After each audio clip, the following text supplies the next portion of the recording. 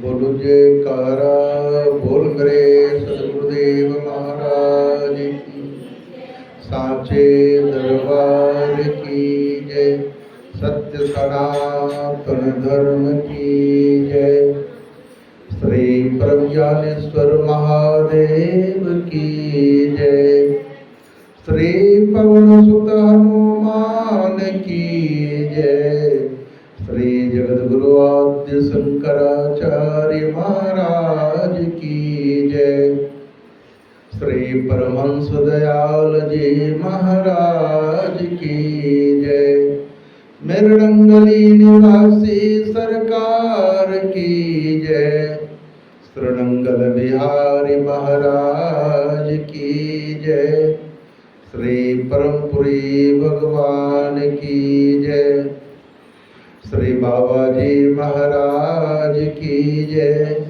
सियावर रामचंद्र भगवान की जय, श्री बांके बिहारी लाल की जय, सब संतों हरिभक्तों की जय जय सीताराम, जय जय राधे श्याम, हरि ओम नमः पार्वती पते, हर हर महादेव।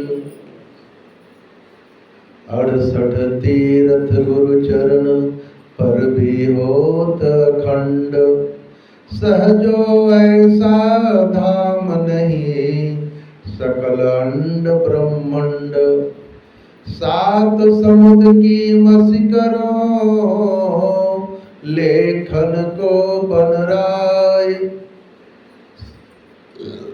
धरती सब कागज करो गुरु गुण लिखा न जाए, आग लगी संसार में चोई चोई गिरत अंगार, संतन आते जगत में जर मरता संसार।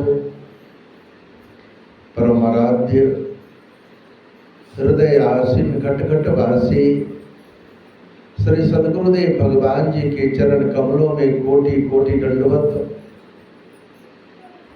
गुरु महाराज जी की प्यारी संगत, माताओं एवं बहनों,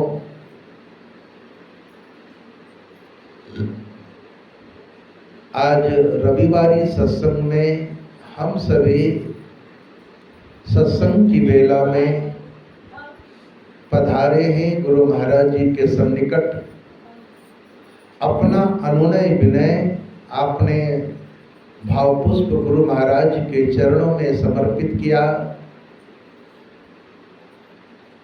भगवान कहती तुम्हारी जैसी भावना होगी वैसा तुम भगवान से प्रार्थना करोगे। हम जैसी प्रार्थना करते हैं, हमारी जैसी भावना होती है उसके मुताबिक। सहजो बाई कहती हैं कि 68 तीर्थ गुरु चरण पर भी होत अखंड, सहजो ऐसा धाम नहीं सकल अंड ब्रह्मंड। स्कंद पुराण में भगवान शंकर मां पार्वती से कहती हैं, पार्वती देखो गुरु महिमा से बढ़कर कोई महिमा ही नहीं है। न गुरोर्धिकम तत्वम न गुरोर्धिकम तपः, तत्व ज्ञानात् परम नास्ति तस्मै श्री गुरुवे नमः। गुरु तत्व से बढ़कर कोई तत्व नहीं है। ये साक्षात भगवान शंकर मां पार्वती से कहते हैं, क्योंकि शास्त्र भी कहता है गुरु बिन होय के ज्ञान, ज्ञान के होय वैराग्य बिनो, गावहि वेद पुराण सुख की लही हरि भगति बिनो। श्रीमद् भागवत में भी परमहंस सुखदेव जी महाराज राजा परीक्षित को मिले। जब राजा परीक्षित ने मोक्ष की प्राप्ति की जिज्ञासा किया कि 7 दिनों में मुझे मोक्ष की प्राप्ति हो, अनेकों साधुओं के पास गए, संतों के पास गए। नैमिषारण्य में किसी ने 7 दिनों की अवधि में मोक्ष की बात को बताया ही नहीं कि इतने कम दिनों में कैसे बात बन सकती है। कोई कहते गीता का पाठ करो, कोई कहते रामायण का पाठ करो, कोई कहते एकादशी करो, कोई व्रत करो, उपासना करो, यज्ञ करो, अनेक अनेक विधान बताए, लेकिन तो पर भी गारंटी नहीं दिया। जब सुखदेव जी महाराज मिले, जिन पर भगवान की असीम अनुकंपा होती है, तो उन्हें सद्गुरु मिलता है कि बिना हरि कृपा मिला ही नहीं संता। बगैर भगवान की कृपा से संत नहीं मिलते कि पुण्य पुण्य बिना मिला ही न संता। जब पुण्य का उदय होता है सब तब संत मिलते हैं, इतना सहज में संत नहीं मिलेंगे। लोग कहते हैं ना साधु से मिलना है, साधु तो कपड़े का साधु होना कोई बड़ी बात नहीं, लेकिन मन का साधु होना, चरित्र का साधु होना, संस्कार का साधु होना, ये बहुत बड़ी बात है। ये बिरले को मिला करता है। ऐसे तो संसार में साधुओं का बाढ़ आया है, उसे साधु नहीं कहते। श्री महाराज जी कहते हैं कि साधु को देखते ही तुम्हारा मन हो शांत हो जाए, आत्मज्ञान हो जाए, आत्म शांति मिले, तुम्हें दंडवत प्रणाम करने की जिज्ञासा हो जाए, उनकी बातों से आत्म शांति प्राप्त हो जाए, तो उन्हें साधु समझो। वरना ये नहीं कि लाल कपड़े वाले, जटा जुट वाले, कंठी मोटा रुद्राक्ष पहने वाले, ये साधु का परिचय नहीं है।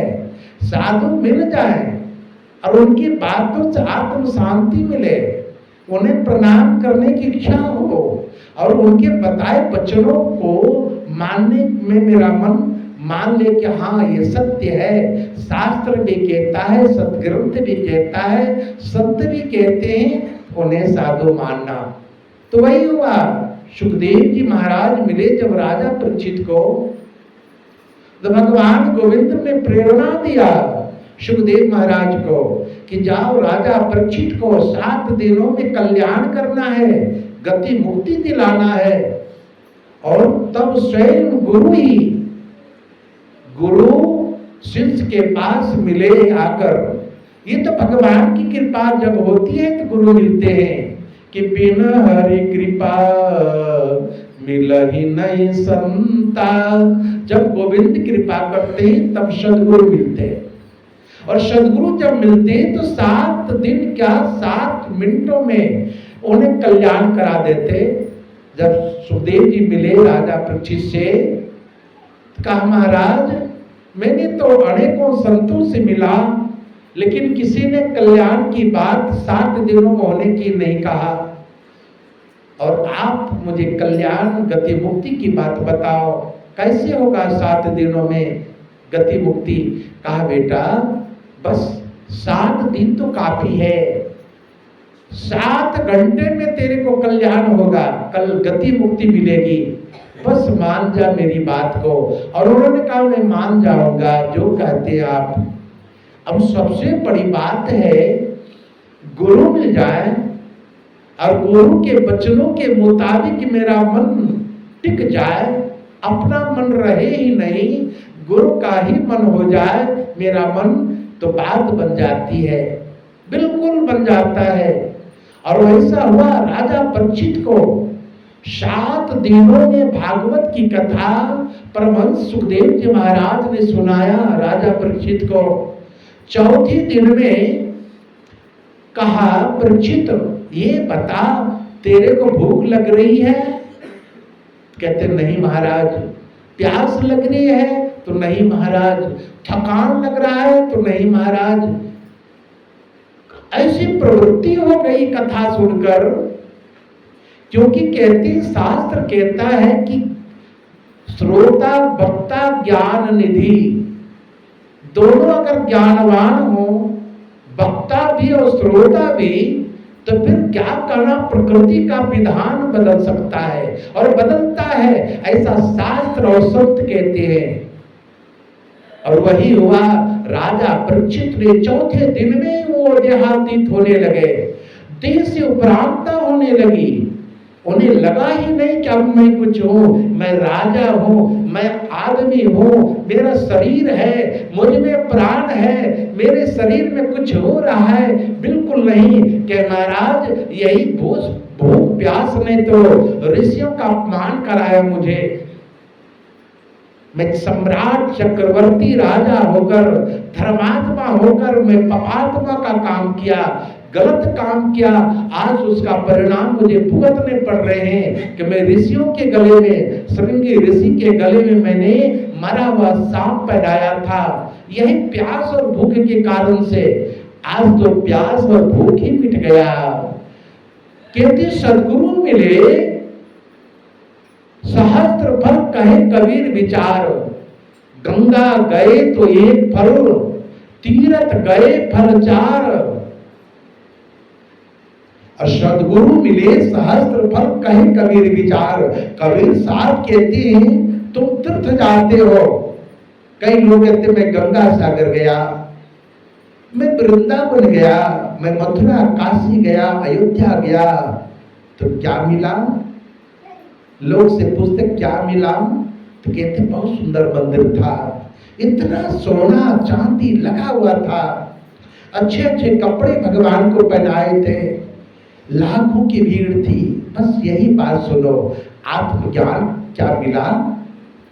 आत्मज्ञान तो सदगुरु से मिलेगा, क्योंकि सदगुरु नर रूप में मिलते हैं। वह दुख सुख हानि लाभ पाप पुण्य सबकी बात करते हैं और हमें उद्धार करने के लिए, कल्याण करने के लिए युक्ति बताते हैं। कहा बस देखा भगवान को, इतनी बात आत्म कल्याण की बात नहीं करते कि वहां जाकर मैंने जप किया, साधना करी, वहां जाकर भगवान का दर्शन किया, ये बात नहीं। और गंगा लोग जाते हैं, क्या हम गंगा स्नान करने के गए थे, तो गंगा जाने से क्या मिलता है? अर्थ और धन के लिए लोग गंगा स्नान करते, खूब धन हो जाए, काम पुत्र मिल जाए, बेटा हो जाए, बेटी हो जाए, इसके लिए जाते हैं। और कहते हैं अर्थ धर्म काम मोक्ष, और मोक्ष की बात पाने के लिए, मोक्ष मिल जाए इसके लिए जाते हैं, और धर्म कमाने के लिए धर्म मुझे मिले। ये चार चीज गंगा देती है। लेकिन कहती सदगुरु मिले सहस्त्र फल कहे कबीर विचार। सदगुरु अगर जीवन में मिल जाए तो हजारों फल की प्राप्ति होती है। बाबा जी महाराज आपके मोहम्मदाबाद गांव में आए, इनको किसने समझा? मैं तो मिलता हूँ मोहम्मदाबाद वालों से, अब पूछता हूँ जब बाबा जी की बात, कोई कहता हाँ हाँ बाबा जी थे, हरियर हरियर हरियर करते थे। अरे बाबा जी थे क्या? उसको किसने समझा? किसी ने नहीं समझा। समझा होता तो आज उनके वियोग में रोते। मैं जब कभी प्रेम भाव से मिलता था तो उनसे पूछता था, तो बताते थे वो रसिक थे, गुरु के प्रेमी थे, और गुरु की बातों को बताते थे कि बाबा जी महाराज थे क्या। कहते कहते रोने लगते थे कि बाबा जी महाराज का प्यार कितना जुआ था, मैं कह नहीं सकता हूँ। जब कभी ड्यूटी से मैं आता था तो उनके दर्शन को आते थे और इतना प्यार देते थे वो, क्योंकि गुरु का प्यार अजूबा होता है। कहते हैं माता से हरि 100 गुना, हरि से 100 गुरुदेव, प्यार करे अवगुण हरे चरण दास सुखदेव। एक मां दयालु होती है, 100 माता का प्यार एक परमात्मा देता है, और 100 परमात्मा का प्यार एक गुरु देता है। जीवन में गुरु अगर नहीं मिला तो कुछ नहीं मिला, मानव योनि यूं विकार हो गया। लेकिन आज गुरु कहाँ मिलते? आज तो नक्काशी करने वाले, नकलची करने वाले, पाखंडी करने वालों का भरमार है। गुरु के नाम का मोहर लगाता है, लेकिन गुरु होते क्या हैं? वो तो गुरुओं से मिलने पर पता चलता है। जीवन में गुरु मिल गया तो मुक्ति का द्वार खुल गया। सुखदेव जी महाराज जब मिले राजा प्रचित से तो आत्म कल्याण करा दिया उन्हें। और उन्होंने राजा परीक्षित को परीक्षित बना दिया, भक्त परीक्षित हो गए। आज उनका गुणगान गाया जाता है। पांडवों के वंश का एक चिराग राजा परीक्षित थे और उन्होंने समाज को, उन्होंने देश को, उन्होंने जन जन को जगाया कि गुरु भक्ति क्या होती है। और सुखदेव जी महाराज जीवन में जब आए तो उन्होंने बताया, राजन अब तुम राजा हो?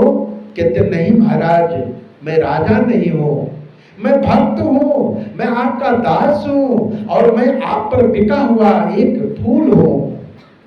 ऐसा उन्होंने एक्सेप्ट किया और माना। जीवन में गुरु मिल गए, सदगुरु मिल गए और फिर मैं कुछ हूं ऐसा नहीं। गुरु जब मिल जाए तो मिटा दो अपने को, और जब मिटा दोगे तब कुछ मिलेगा। हम तो मिटाते नहीं है, हम कहते हैं मैं धनवान हूँ, मैं पहलवान हूँ, मैं रूपवान हूँ, मैं विद्यावान हूँ, मैं बलवान हूँ। ये हमारा ईगो है, ये टेंडेंसी है कि मैं ये हूँ। ये मिटाना पड़ता है। मिटा दे अपनी हस्ती को अगर कुछ मर्तबा चाहो, दाना खाक में मिलकर गुले गुलजार होता है। अपना मिटाना पड़ता है कि मैं हूं, मैं ब्राह्मण हूं, मैं राजपूत हूं, मैं वैश्य हूं, मैं शूद्र हूं, मैं कुछ नहीं हूं, मैं एक दास हूं, मैं एक भक्त हूं। ये अगर परिचय मेरा होगा तब कुछ मिलेगा, वरना मैं विद्वान हूं बिल्कुल नहीं। हटाओ इस बात को। मिले हैं उसी को जो कि 0 पॉइंट पर आ गया। स्वामी विवेकानंद जी ने प्रवचन दिया विदेश में, शिकागो में, एक 0 पॉइंट पर। ये नहीं कि मैं सन्यासी हूं, मैं इंडियन साधु हूं। उन्होंने ये कहा मैं एक गुरु का चढ़ा हुआ फूल हूं बस। और गुरु के भरोसे पर उन्होंने पूरे विश्व को हिलाकर रख दिया। क्यों? गुरु का आशीर्वाद सर्वोपरि होता है और गुरु उसी को आशीर्वाद देते हैं जो अपने आप को मिटा देता है, गुरु के चरणों का धूल बन जाता है और गुरु उसे महान बना देते। आज परीक्षित ने वही किया। परमहंस सुखदेव जी महाराज ने उन्हें महान बना दिया। जब राजा परीक्षित और सुखदेव जी महाराज की विदाई हो रही थी तो परीक्षित से पूछा परमहंस ने, सुखदेव महाराज ने, कि परीक्षित ये बता, तुम्हारी मौत होने वाली है और शरीर छूटने वाला है, तक्षक नाग आएगा और तुम्हें डस लेगा, तुम्हें डर लगेगा? कि नहीं महाराज, मुझे कोई डर नहीं है। उस तक्षक में भी तो आप हो, जबकि जर्रे जर्रे में झांकी भगवान की, किसी नूर वाली आंख ने पहचान की। उस नाग में भी तो आप हो। आप जब कहते तो मैं कालों का काल हूं, जर्रे जर्रे में मैं व्याप्त हूं, हर जगह मैं हूं। मैं पाप हूं, मैं पुण्य हूं, मैं हानि हूं, मैं लाभ हूं, मैं सत्य हूं, मैं असत्य हूं, मैं अधर्म हूं, मैं धर्म हूं। जब सब जगह आप हो तो उस नाग में भी तो आप है। उस नाग में भी गोविंद को मैं देख रहा हूं।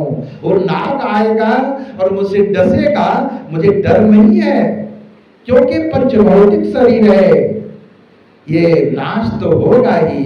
जो शरीर में आया है उसे जाना है, चाहे वो साधु हो या गृहस्थ हो, वैरागी हो या सन्यासी हो, सबको जाना है। तब जब जाना ही है तो डर काहे का? कर्म करो ना, अपनी मानवीय संस्कार को उज्जवल करो ना। हम तो करते नहीं इसलिए डरते हैं। महाराज श्री कहती थी तुम मौत से डरते हो, अब छूट जाएगा दुनिया। बेटे बेटियां, दुनियादारी, सगे संबंधी, धन दौलत में इतना चिपके हुए रहते हैं, इसलिए डरते हैं। अरे छोड़ दो इसको, अब जाना है तो जाना है। महाराज श्री कहते थे ट्रेन में सफर करते हो और जब सफर करते हो तो टुंडला शहर आने वाली है और टिकट टुंडला का ही है। अगर हम इटावा जाएंगे तो टीटी पूछेगा भैया टिकट दिखाओ। जब टिकट दिखाएंगे तो टुंडला का टिकट, कहीं इतना दूर कैसे आ गए? अब तो आप पर रसीद काटी जाएगी, आपको चालान किया जाएगा। तो कहते नहीं सर, अब माफ कर दिया जाए तो छोड़ेगा नहीं। वो तुरंत में फोर्स बुलाकर, पुलिस बुलाकर, अरेस्ट कराकर कैद खाना में डाल देगा, ये नहीं तो जुर्माना करेगा। अब सोचो, ये मानव शरीर है, मुझे जाना है तो जाना है। हम अगर चिपके हैं इसलिए वो है, मोर सकल व्याधिन ते मूला ताते बहुविधि मुझे सूला। मोह ही तो सारे व्याधियों का जड़ है और हम मोहग्रस्त हैं। ये हमारी पत्नी है, ये हमारे पति है, ये हमारे रिश्तेदार हैं, ये मेरा गांव है, ये मेरा समाज है, ये मेरे सब कुछ सगे संबंधी हैं, इसलिए मुझे जाने में संकोच होता है। अरे 84 लाख योनियों में 84 लाख माता पिता हुए, भाई भतीजा हुए, राग रिश्ते हुए, इसलिए तो बार बार आना पड़ रहा है कि हम उस परिवार में चिपके हैं। अरे परमात्मा को ही तो सब कुछ मान लो ना। तुम्हें माता च पिता तुम्हें, तुम्हें बंधु च सखा तुम्हें। हे भगवान, आप मेरी माता हो, पिता हो, बंधु हो, सखा हो, सब कुछ आप हो। ऐसा परमात्मा से स्नेह लगा लो ना, तो फिर क्यों रोगे? हंसते हंसते उस परम लोक को जाना है। अरे मानव शरीर मिला था मुझे अच्छे कार्य करने के लिए, लेकिन हम करके आ रहे हैं, इस पर जरा सा भी होशो हवास नहीं है, तो हम तो रोएंगे जाते वक्त। हंसते हुए तो फकीर जाता है। आए हैं सो जाएंगे, राजा रंग फकीर, एक सिंहासन चढ़ी चले, एक बंधे जंजीर। एक रंग भी जाता है, एक राजा भी जाता है, एक फकीर भी जाता है, लेकिन फकीर हंसते हुए जाता है कि मैंने जिस बुलंदी को पाने के लिए संसार में आया था, उस बुलंदी को पा लिया मैंने। हरि नाम को मैंने अपने सिर पर रखा, गुरु भक्ति को मैंने अपनाया, गुरु के वचनों को मैंने अंगीकार किया। अब हंसते हंसते जा रहा हूं, जिस तरह परीक्षित हंसते हंसते चले गए संसार से। जवानी को उपदेश दिया कि उस नाग में भी मेरे ठाकुर गोविंद बैठे हुए हैं। मुझे नाग का डर नहीं है, मुझे काल का डर नहीं है, मुझे तो अपने मानवीय संस्कार बचाने का डर है। और हम मानवीय संस्कार को ऐसे बहा रहे हैं, कोई शराब पीकर, कोई जुआ खेलकर, कोई गलत काम करके, कोई मर्डर करता है, कोई क्रिमिनल बन जाता है। अरे मानव, यही तेरा संस्कार है, इसी के लिए परमात्मा ने भेजा है। कहते हैं सम्राट योनि मुझे मिला है। महाराज श्री परम महाराज जी कहते थे, बेटा 84 लाख योनियों में सम्राट योनि मिला है तुम्हें। तुम्हें मानवीय संस्कार पाने के लिए मिला है योनि, लेकिन हम कर क्या रहे हैं? लूट मचा रहे हैं। अरे कोई साधु बनकर भी गलत काम कर रहा है, कोई इंसान बनकर भी अच्छा काम कर रहा है, कोई मानवीय संस्कार को पाने के लिए भक्ति भजन कर रहा है, कोई मानवता को शर्मसार कर रहा है। इसलिए मानव उठो, और तुम्हें उस लक्ष्य की प्राप्ति करनी है जिस लक्ष्य के लिए तुम भेजे गए हो। लेकिन हम उस लक्ष्य से कोसों दूर है। नहीं नहीं नहीं, अंत में रोना पड़ेगा। उस मानवता को पकड़ो और गुरु के चरणों में डालो। कहे गुरु महाराज, मैं मानवीय संस्कार को पाने के लिए आपके पास आया हूँ। इसी के लिए सत्संग किया जाता है, इसी के लिए सदगुरु के पास आया जाता है, सेवा सुमरन किया जाता है कि हम मानव जीवन को प्राप्त करें और प्राप्त करके मानवता को हासिल करें। और उसी से हम कोसों दूर जा रहे हैं। हम सीना ठोकर कहते हैं कि मैं मानव हूं, लेकिन मानवता मेरी कहां जा रही है, इससे कोई फिक्र नहीं। कहते हैं मानव शरीर मिला है, जो जो करना है कुकर्म सुकर्म कर लो, लेकिन भैया कुकर्म करोगे तुम्हें भोगना पड़ेगा। अगली माल डाकू से नारद जी ने कहा, जो तुम कर रहे हो, महात्मा बुद्ध ने कहा, जो तुम कर रहे हो, क्या इस बात का भागी तेरे कुटुंब बनेंगे, तुम्हारे माता पिता बनेंगे, तुम्हारे बच्चे बच्चियां बनेंगे, पत्नी बनेगी? कहा क्यों नहीं बनेगा? मैंने जो ऐसा कुकर्म किया है, मैं जो भी करके उसे पालन पोषण कर रहा हूं, मेरे पाप का भागी तो बनेगा ही, कतई नहीं बनेगा। महात्मा बुद्ध ने कहा, तो पूछो जाकर अपने माता पिता से, गए घर, कहा तुम भागना मत, कि मैं नहीं भागूंगा, मैं सन्यासी हूँ, सत्य बोलता हूँ, मैं खड़ा रहूंगा, जा घर में पूछ के आना। और गए तो पूछा माता पिता से, पिताजी मैं कमा कर तेरे को खिला रहा हूँ, क्या मेरे पाप का भागी तुम बनोगे? पिताजी ने कतई नहीं, मैं नहीं बनूंगा। माता से पूछा, उन्होंने भी इनकार किया। पत्नी से जाकर पूछा, कहा तुम मेरे को शादी करके लाए हो, हाथ पकड़ कर लाए हो 10 के बीच में, अब तुम जैसे मेरा पालन पोषण करो, मैं पाप का भागी नहीं बन सकती। बाल बच्चे से कहा कि तुमने मुझे पैदा किया है, तुम जैसे पालन पोषण करो। सबने इनकार कर दिया। उंगली मार, डाकू आया बुद्ध के पास, कहा महाराज मेरे पापों का कारनामे का भागीदार कोई नहीं बनने को तैयार है। क्या देख लिया इन्हें जमाने को, कितना नमक हराम है जमाने के रिश्तेदार। तुम्हें भूल जाएंगे, तुम्हें छोड़ देंगे और तुम पाप के अंजाम को भुगतना तेरे को पड़ेगा। और उन्हें आत्मज्ञान हो गया। उंगली मार को और फेंक दिया कटार को, बुद्ध के चरणों में चले गए। धर्मम शरणम गच्छामि, बुद्धम शरणम गच्छामि, सत्यम शरणम गच्छामि। उन्होंने कबूल किया इस चीज को और वो महात्मा बन गए। आज हम जानकर भी ऐसा कुकर्म कर रहे हैं, ऐसा गलत काम कर रहे हैं, हाय हाय हाय हाय कर रहे हैं पैसे के लिए, और पाप का अंजाम भुगतने को तैयार रहना होगा। याद रखना, इसलिए मानव तब नहीं मिला था कि तुम गलत काम करो, अरे अच्छे काम करो ना।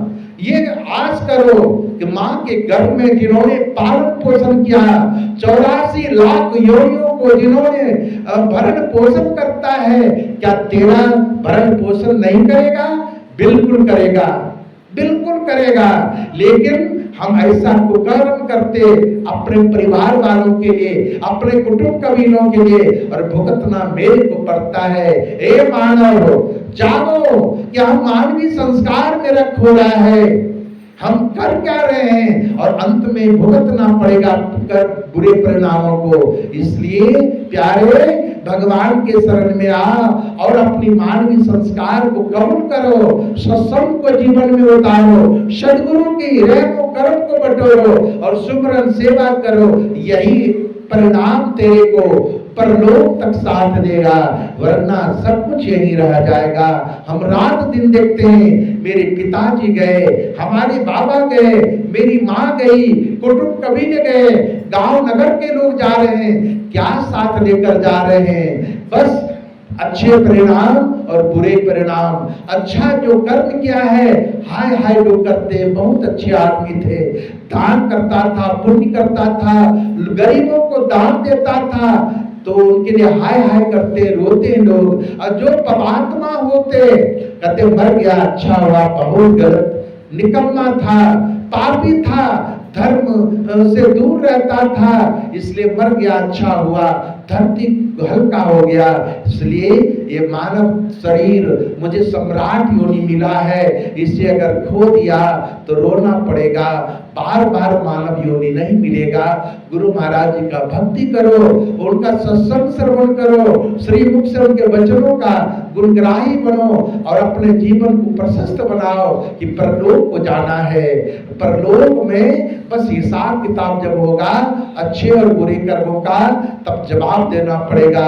अरे मन मुसाफिर निकलना पड़ेगा, निकलना पड़ेगा। याद रखना, जब हाकिम के अदालत में पेशगी होगी तो जवाब देना पड़ेगा। इसलिए उस जवाब देने के लिए तैयार रहना कि अच्छे काम और बुरे काम, भगवान का नाम से ही तुम्हें सुधार होगा, सत्संग से सुधार होगा, सदगुरु से कल्याण होगा, जीवन सबका प्रशस्त हो, सत्संगी आप बने, गुरु महाराज के चरणों में प्रेम हो, उनके वचनों को अपने जीवन में उतारे। गुरु महाराज जी सबका कल्याण करे। बोलो जयकारा बोल मेरे सदगुरुदेव महाराज।